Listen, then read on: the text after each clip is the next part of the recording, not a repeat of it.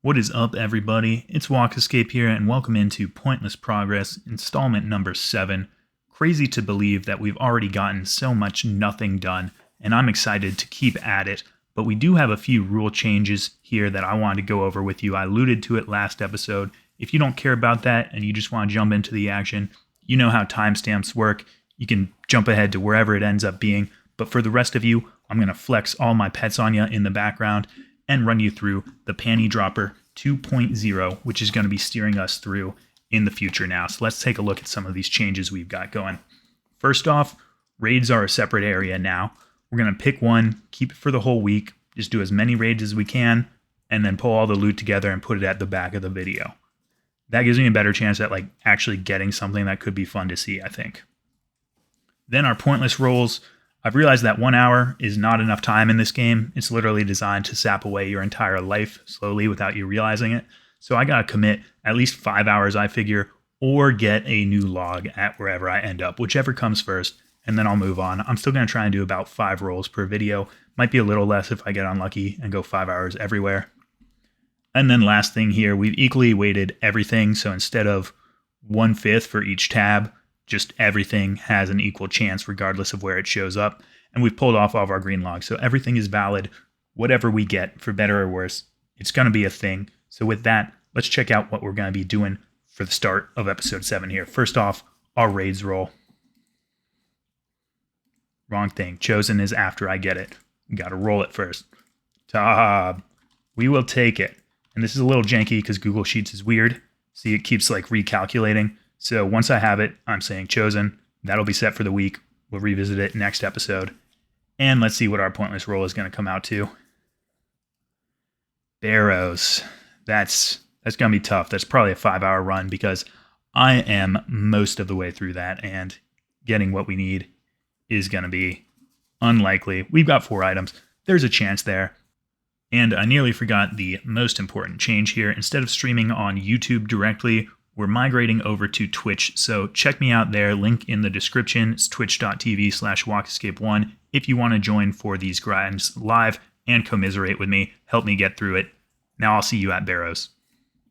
So here we are at Barrows, and we're a little bit into the grind at this point, but I wanted to take a moment to just set the stage quick before we get into our notable loots back here.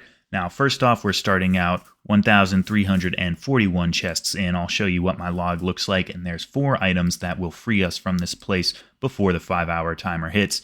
That's Aram's top or bottom, Varrac's flail, or Darok legs. The only one I actually need is Darok legs. I got the other ones before the log because I'm an old school gamer, but any of them will work. There'll be new log slots.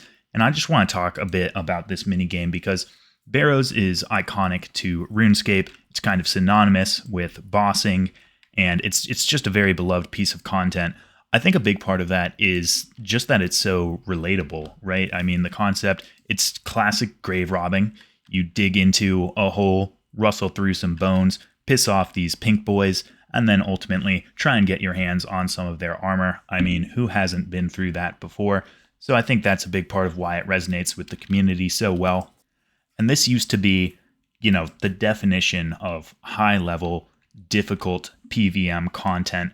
Obviously, that's changed over time, introducing things marginally more difficult, such as the Inferno and a few other things here and there. But a big part of why it's been labeled easier in recent years as well is just power creep with gear. I mean, look, we've got Aram coming up right now.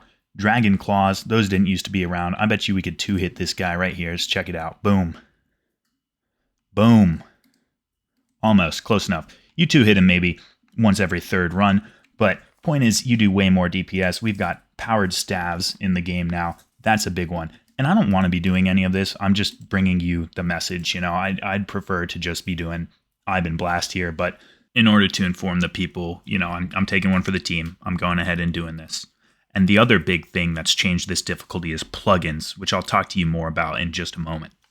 So I wanted to wait until I was ready to go in the tunnels for this because the first part of the minigame, plugins have changed a bit about it. Look, we've got a brother killer tracker here, so we know who's dead, our loot potential tracker.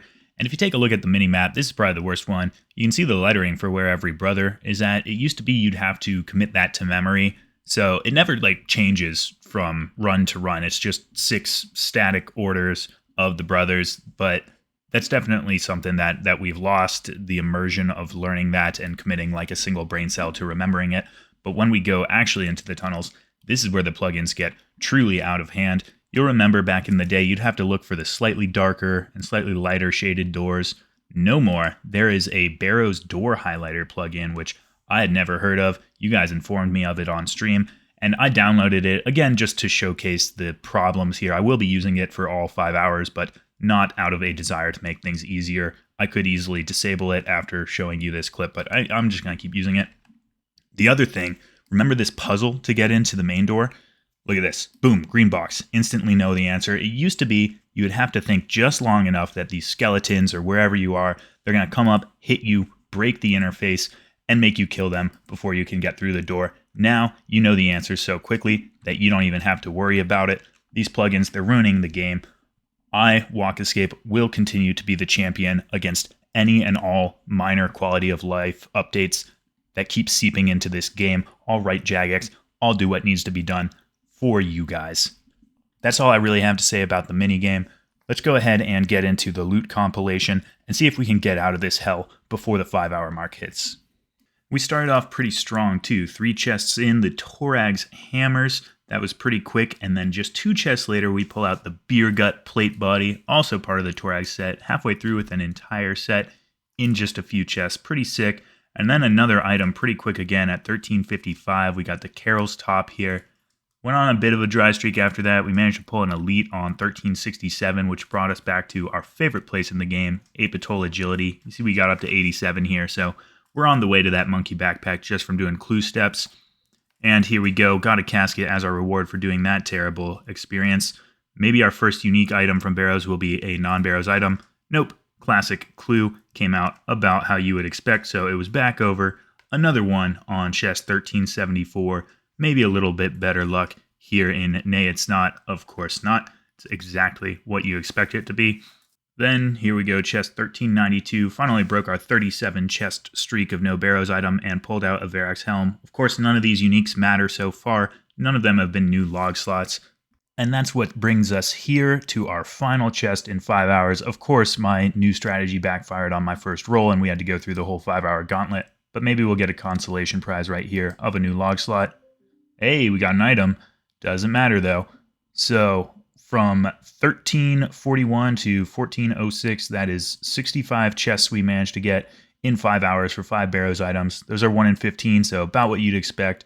I wasn't killing any of the skeletons or bloodworms or anything for runes because that's all that it does for you. But let's see what we pulled out with our runes. We get double runes for the diaries and do a little price check here. I did add in my runes from the first session. We did this in 2 blocks. Comes out to 4.5 mil. Honestly, better than I would have thought for Barrows. That Carol's top is really floating me. All of it's going straight to death, though. Iron Man life. And with that, let's see what our next roll is going to be. Maybe we'll get out from the next one in under 5 hours. We'll have to see. Godspeed. No way. That should take me less than 5 hours. I don't know what to talk about. I've covered everything with these. Let's have some fun. Here we are, guys, at the gift that keeps on giving, the Chompy Bird Hunting Grounds. Starting off with 2292 kills here, and we need to get 3,000 for the next Ogre Hat. So we're using the timer just in case here, but I think that should take less than 5 hours. God, I hope so. I think I might have a stroke if I have that much fun for that long continuously. So we will see you and see if we can break this 3K mark. You know, there's times I envy the viewer, but it's certainly not the case right now because what's just mere seconds for you has been several hours for me of pure joy. We've managed to hit 3,003 Chompy kills, got ourselves a little bonus there, and this took about 2 hours and 20 minutes or so. Again, just a highlight clip for you, but sheer joy for me and the stream boys. It was off to Rance to go ahead and get that new log slot. He gives you every single hat that you've earned, so this took way longer than it needed to, and there we go. Gave us about 38 hats, one of which was new, this bright blue boy. Look at it. Beautiful. That leaves us with 1 Chompy hat left, so whenever we next roll this, we're going to have to do another 1,000 kills, and then we're green logging it, which is pretty cool. It'll be sad to be done with. Maybe I'll come back here for fun sometimes, but from here, it was on to our next roll, figure out what's coming up for the grinds here. And there we go, Wintertodt. Now I have to become what I swore to destroy. Go to the worst fire-making training method in the game. So first thing here with Wintertodt, let's take a look at our starting log and ignore the kill count here. I actually started at 435, but I forgot to take a little shot of the collection log before I got started. I was just chomping at the bit, so excited for some adrenaline rushing content. In order to free ourselves though, we're going to need a burnt page, a phoenix, or an empty tome of fire. I did manage to pull the phoenix before those other ones on my main, so maybe we'll have the same party trick on the Iron Man, who knows. And I know it's weird I have the pyro slots here, but not the others. I don't know, it's something weird with when the collection log came out again. Regardless, we've got a good chance to free ourselves early here. I didn't initially want to do this, but after a little over an hour dry, you guys convinced me to go ahead and try and cheese this. You can trade in extra pyromancer pieces to Ignacia for some burnt pages. I figured I'd give it a shot because I was done here. Turns out it doesn't work. You know what I say? You fight the law wins. Back in there. Okay guys, here's what's up. We've got a few crates stacked here, and if I don't manage to pull it from these, I'm going to try out a few solos. I haven't done those in a while, but it's supposed to be better for points. And really, at the end of the day, the public chat is kind of weighing on my conscience here. It feels like I'm getting a free degree from Harvard in international affairs and public discourse. So many well-balanced and nuanced takes on issues that I never viewed that way. It feels just wrong to me that I can have people going through like this and I don't have to pay for it. I mean, look, did you know your special attack doesn't work here? Did you know your mom doesn't like you? Not a big fan of the government. It's just too much going on for me. So let's see if we can escape here or if we've got to do a few solos. No. Solo it is. Here we go, guys. 1% Wintertodt energy, wrapping up this solo after an hour and a half. Now, if you're thinking that's an abnormally long time to take to solo the Wintertodt, you're correct, but it's also abnormal to die when you get your first 11,000 points, which is exactly what we did. But since that was a solo, this is going to be a meaty crate, and maybe, just maybe, we've got a log slot coming in. Good luck. Never mind. Let's drop this stuff first. Good luck. On to the next one. Hey, welcome to the next one. About 45 more minutes in, that burnt page, a little more elusive than we thought, but here we go. Just got it, new log slot. Let's figure out now where our fate will be decided for our last roll, Gnome Restaurant. If you're like me and you've never engaged with the Gnome Restaurant in your life, I'll give you a quick rundown. You're going to come up to Gianni Jr. over here, who runs the Uber Eats of RuneScape. And, you know, gnomes stationed all over the world, they're like you and I, they get cravings to eat, they get cravings to get fucked up out of their mind, so they'll want either food or a drink order, and your task is to make that for them and bring it to them. They only ever get one item at a time, so you know they're picking up that small order surcharge every time. This guy, Wingstone, he's looking for a drink with 2 full bottles of vodka and 1 full bottle of gin in it, so you know he really despises wherever the hell he's stationed at. And if you're a clogger, you want to get one of these 5 names that I've got in my chat box because they have a chance of giving the uniques. I'll throw up that log now quick for you. Again, ignore the count. I got overeager, but I started out with 0 deliveries. A cool thing though, after you do a lot of deliveries, is you can just screw the customer, ignore them, and re-roll for those 5 people that I've laid out. Unfortunately, that takes several hours to get to that point. Right now, we're bottom employee, and we just have to take what we can get and hope that we get one of these 5. You know, this order for Wingstone, we do have a shot at it, so let's bring it to him out here in the desert. He probably shouldn't be drinking this much alcohol. It's probably going to kill him. He needs a little water, but that's not our place to question him. He gives us just a shitty diamond, not a gnome scarf. Very annoying. But we are nothing if not persistent, and keep your eyes peeled here. I'm not very good at clipping on Twitch yet. You only get about 1 tick of this, but after getting a ton of bullshit uncut gems, we finally got ourselves a nice gnome scarf at the end of this grind. Let's round out the video with our ToB Loots, boys. Starting off at 219, got some vials of blood. That'd be great for my scythe if I had one. Pretty uneventful here for the next couple. I'll show you every chest here. Coming in at 224, we got a purple, not in my name, just a rando, but picks up the Avernic. Grats to him. My chest, equally cool, got 229k worth of loot. Very nice stuff here. 225, bringing up the KC, stacking out the herbs. Checking these chests. Here we go. A little back-to-back elite on 227, 228.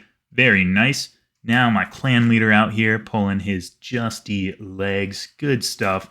We did a lot of ToB this week, guys, because I felt like it. And when I saw the ToB raid, I was like, hell yeah. Got ourselves some more vials there. 230 coming around. More vials. Just stacking them up. There's a lot of blood in my bank. People will probably be asking me questions if they ever saw what's in my account, but I don't think the bankers go into that, luckily. 236, they added this cool note. I didn't know you got a sneaking suspicion you would have gotten an elite. That's a new cool thing. I should probably do my clues so that I don't get that anymore. 239, rounding out 20 TOBs with some vials of blood. A great week, but a little bonus here. We also did a few hard modes. So we cleared out our 30th hard mode to start it off. 420k, they say those chests are better. That's clearly bullshit, though. Number 31, maybe we'll pick out a kit or get an elite just as good. 32, not much going on yet again. And number 33, just did 4 hard modes because I don't know if you got this from the name. That stuff is hard. That's going to do it for our first new and improved format, Pointless Progress, guys. If you made it through to the end, I appreciate you. The log is looking beefy now. We've picked up 3 new slots this video, and we got almost 25 raids in when you include the hard modes, so we did get more in. Our theory didn't work that we were going to get purples, but hey, at least we got a super sick gnome scarf in this one. If you're interested in hanging out while we film it and go through the many hours that go into these things, check me out on Twitch. Link will be in the description, and I'm going to try and go live probably within an hour or two after uploading this video and be live for a bit as well throughout the weekend, so keep an eye out. I appreciate you guys. I'll see you in the next one.